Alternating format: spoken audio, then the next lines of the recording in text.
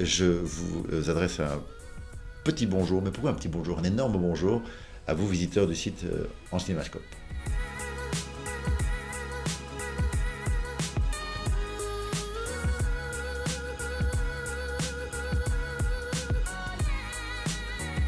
Alors moi j'avais déjà rencontré Fred très brièvement lors de l'avant-première de Mea Culpa à Paris.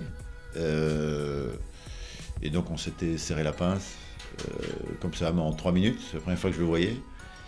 Et là à ce moment-là, il y a un truc qui s'est passé dans le regard. Et puis quelques années plus tard, là, il y a quelques mois, 1 an et demi, 2 ans, il m'a envoyé le scénario de ce film. Et déjà le simple fait que ce soit lui, ça me donnait envie de travailler avec Fred. Et puis quand il m'a fait lire le scénar était assez implacable. Ensuite il m'a parlé du casting qu'il envisageait. Donc voilà, c'était tous ces ingrédients-là qui ont fait qu'à un moment donné, j'ai adhéré au projet, surtout que le personnage qu'il me proposait était un rôle de composition, parce que je ne parle pas beaucoup dans le film, je suis en observation, alors qu'a priori je suis plutôt plus bavard que ça. Donc je trouvais ça très intéressant et assez gourmand à faire.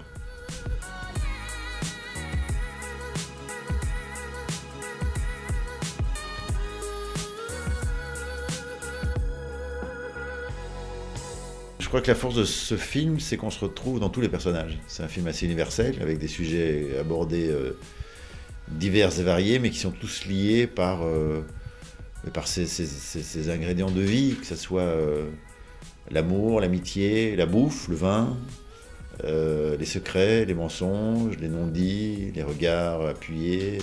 Voilà, c'est un film de société qui remplit toutes les cases de sujets qui nous concernent au quotidien. Et puis le sujet central qui est le téléphone, qui est presque le prétexte à tout ça. Le téléphone qui est devenu un objet incontournable. Et si on faisait un jeu? Un jeu? On pourrait par exemple poser tous notre téléphone sur la table, et tout ce qui arrive ce soir, on regarde tout ensemble et on lit tout à voix haute. Oh bah ce serait drôle, non? Drôle? Ah non, ça je crois pas, non. C'était clean. Bah vas-y alors, montre. Mais si je te montre le mien, tu me montres le tien. Allez, moi je joue. Faut arrêter avec les jeux. La dernière fois qu'on a joué au Trivial Pursuit, on a failli se battre. Vincent, t'as un message. Ok. Alors?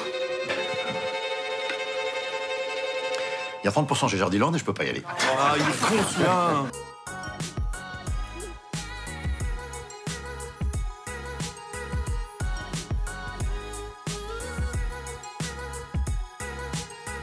Il est très très précis, il sait très bien où il va. C'est très important quand vous avez 7 acteurs autour d'une table et qu'il n'y a pas beaucoup d'échappatoires, tout se passe autour de la table. Donc il y a intérêt à savoir comment nourrir le propos sans tomber dans une pièce de théâtre filmée. Donc effectivement, il fallait un réalisateur d'expérience qui pouvait aussi donner de la tension autour de cette table. Donc, son expérience de thriller a beaucoup servi le propos, je crois. Et c'est un directeur d'acteurs précis aussi. Très vite, il m'a demandé de jouer sur un certain registre, parce que j'étais peut-être au 2e degré au début, et puis il me disait non, 1er degré, tu es vraiment le mec dans ce film qui est le plus normal, entre guillemets, qui a les pieds sur terre. Donc ça sert à rien d'aller chercher un jeu trop subtil, c'est flat. Et pour la scène avec ma fille, notamment, il m'a donné une petite indication qui m'a aidé à dérouler la scène. Faut que tu m'aides. J'ai une amie qui m'envoie tous les soirs une photo d'elle. Genre. Non, c'est pour rire. Ça va pas faire rire ta femme. Justement, on l'échange. Juste le temps de recevoir la photo. Et c'est moi qui passe pour un con. Tu peux le casser comme ça. Tu nous montres ce qu'il y a dans le téléphone, là. Oh la vache! Ça, c'est pas... Avec une gastro, tu peux pas faire ça. Top, on a un message. Je veux ton corps. Mais c'est un numéro, il est même pas enregistré, c'est une erreur. Je t'avais dit que ce jeu, c'était pas une bonne idée. Mais enfin, mais c'est amusant. Ça a l'air tendu entre vous deux, hein? Il s'est passé un truc? 15 ans de mariage.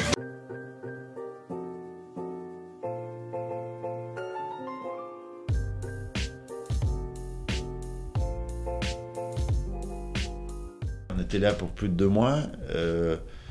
L'équipe technique était très proche de nous tout le temps, ce qui n'est pas toujours le cas.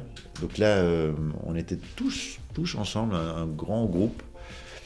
Et ça se passe comme ça se passe quand on est en groupe dans une maison ou sur un bateau pendant 2 mois. C'est-à-dire qu'il y a des moments formidables et puis des moments un peu plus compliqués. Mais c'est la vie. Et comme on filme la vie à travers ce qu'on disait, les thèmes abordés, c'était... Tout ce qui se passait était assez cohérent, dans les bons comme dans les moins bons moments. Pour la petite histoire, les Italiens, qui ont vécu la même chose avec le film originel, ils se sont mis sur la gueule après 1 mois, donc ils ne se parlaient plus. Et nous, on n'a pas fait ça.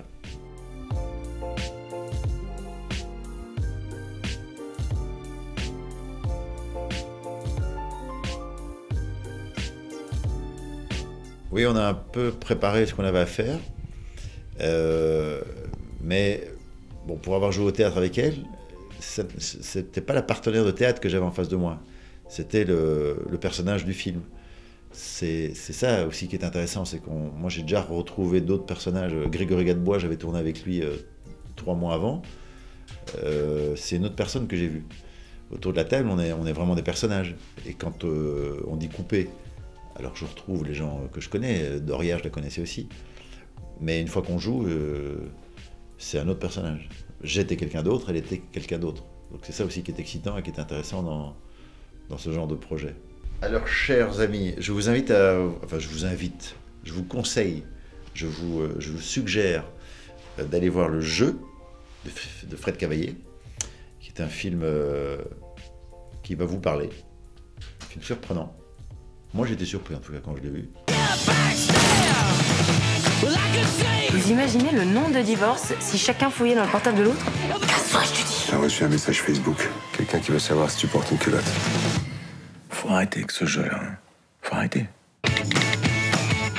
1, 2, 3... Oh putain!